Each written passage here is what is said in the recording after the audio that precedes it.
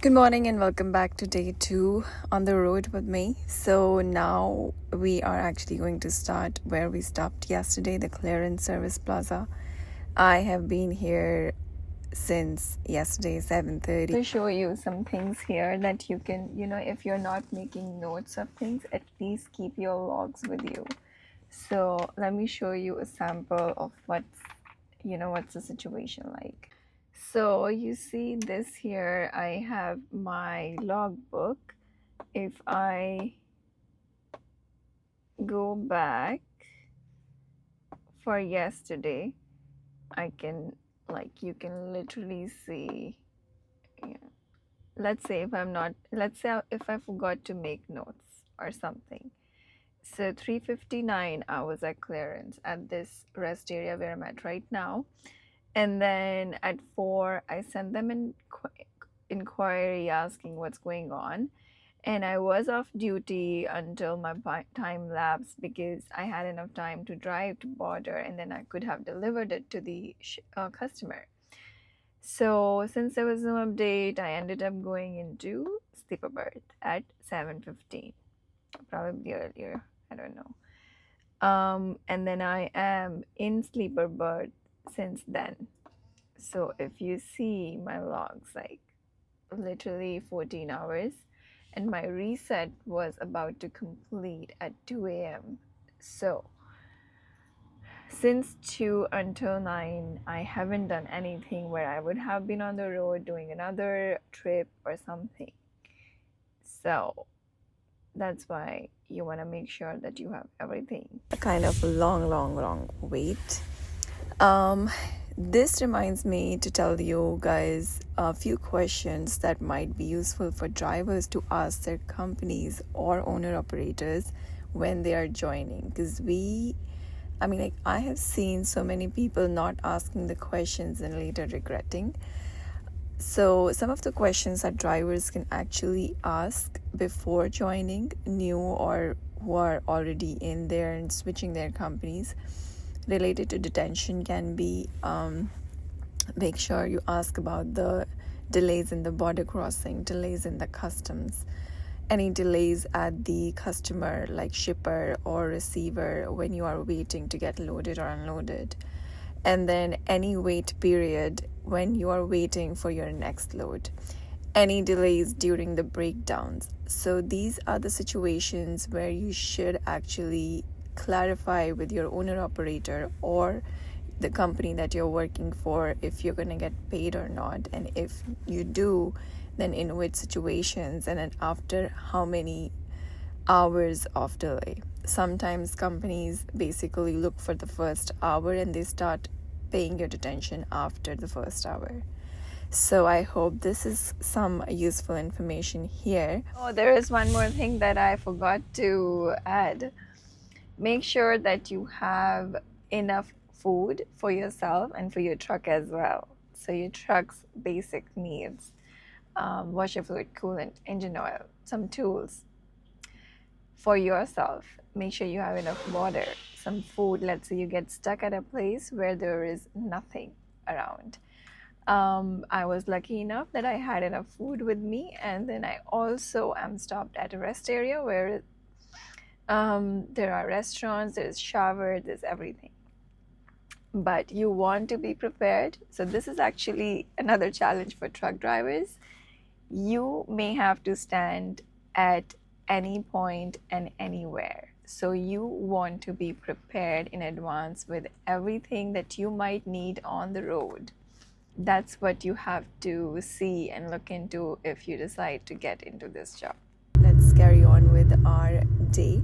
So today the route looks like this. From Clarence, I'm gonna cross into Canada via Peace Bridge. There I'm gonna deliver at Niagara Falls. After the delivery, we are going to head out to Brentford, switch this trailer with the loaded one, and then we'll carry on with the trip to Quebec for our first delivery. Actually, second delivery in the day and first delivery in Canada. Really, now we have a green light, so we can head to our customer, make this delivery. This is where I'm at right now, and I have have to park where that guy is pulling out. That don't none. I have all this room here, and then I also have room there to park. So this bumper here of my truck and the mirror were getting extremely tight over at the end there, the pins. So I couldn't make like enough turn to back up at this dock. So with the help of two other drivers at this location who saw me struggling, came up and helped me do a blindside backup, and I think it took me around 15 to 20 minutes to get in this dock. As easy as it was looking, it was not. I tried to avoid blindside backups just for the safety reasons, but at a spot like this, I don't think there was any other solution. If there was no trailers on my right side, I would have just backed up the way it was. But there was trailer on my right and my left, so I had to be extra cautious. Falls is complete. My next task is to go to Brantford, grab another trailer, so I have to drop this one there, grab another one, and then today we are going to Quebec. Well, I hate going to Quebec. So every single sign there is in French. It's so hard to figure out because I don't know French, but you do see like signs so you know what they mean, but it's hectic. Streets are tight. It's quite a challenge, but let's go. Let's see how it goes. So my entire trip until Quebec is 8 hours. My delivery is tomorrow morning, so I'm gonna stop somewhere in between, probably flying J, do scaling, because every time you go to Quebec the scale is open.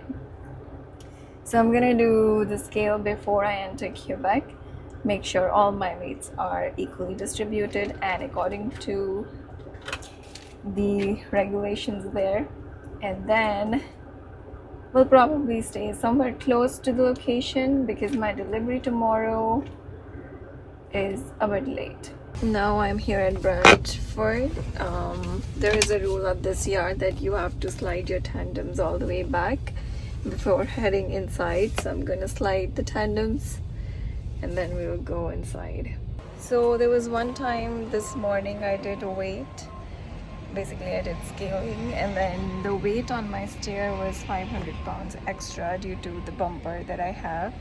So I'm gonna try to move a couple of knots from fifth wheel since I'm dropping this trailer anyway.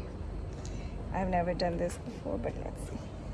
Here I have 1, 2, 3, and it's in the fourth one. I'm gonna bring it here in the second one. This is what I did. I had the landing gear all the way on the floor and a little bit of gap there so that the trailer is standing on its own, but I had the pin hooked in and then I just disconnected this just in case. So the only thing that's hooked in is the kingpin, and then I just went in the trailer and I just turned this button on and just I slided the wheels backwards. Yeah, backwards because I wanted to move some weight to the drive axle. That was easy.